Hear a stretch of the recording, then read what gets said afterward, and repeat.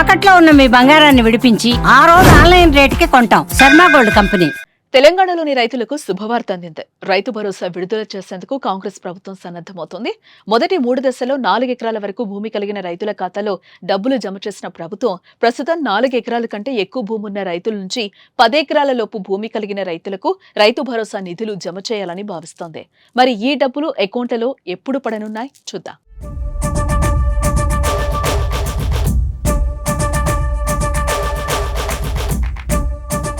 రైతులకు ఆర్థిక భరోసా కల్పించేందుకు తెలంగాణలో అమలు చేస్తున్న పథకం రైతు భరోసా. పంట పెట్టుబడి కింద అర్హులైన రైతుల అకౌంట్లలో డబ్బులు వేస్తున్నారు.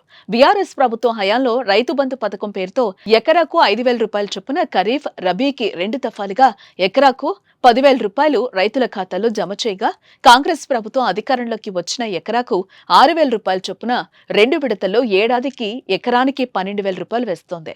ఈ ఏడాది జనవరి 26న గణతంత్ర దినోత్సవం సందర్భంగా రబీ సీజన్ కోసం రైతు భరోసా కింద రైతుల అకౌంట్లలోకి నిధులను పంపిణీ చేశారు ముఖ్యమంత్రి రేవంత్ రెడ్డి.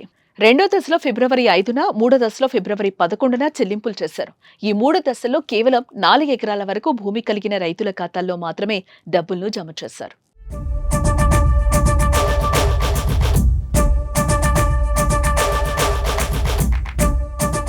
ప్రస్తుతం రాష్ట్రంలో 4 ఎకరాలకి పైగా భూమి కలిగిన రైతులు దాదాపు 35 లక్షల మంది ఉన్నారు. రబీ సీజన్ కు సంబంధించిన వారంతా రైతు భరోసా నిధుల కోసం ఎదురు చూస్తున్నారు. ఈ క్రమంలోనే వారికి గుడ్ న్యూస్ అందుతోంది.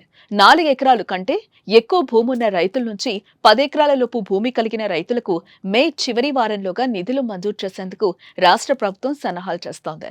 ఇందుకు అవసరమైన నిధులను ఏర్పాటు చేయాలని సీఎం రేవంత్ రెడ్డి ఆర్థిక శాఖను ఆదేశించినట్లుగా సంబంధిత వర్గాలు తెలిపాయి. వచ్చే వారంలో రైతు భరోసాపై ముఖ్యమంత్రి రేవంత్ సమీక్ష సమావేశం నిర్వహించనున్నట్లుగా తెలుస్తోంది.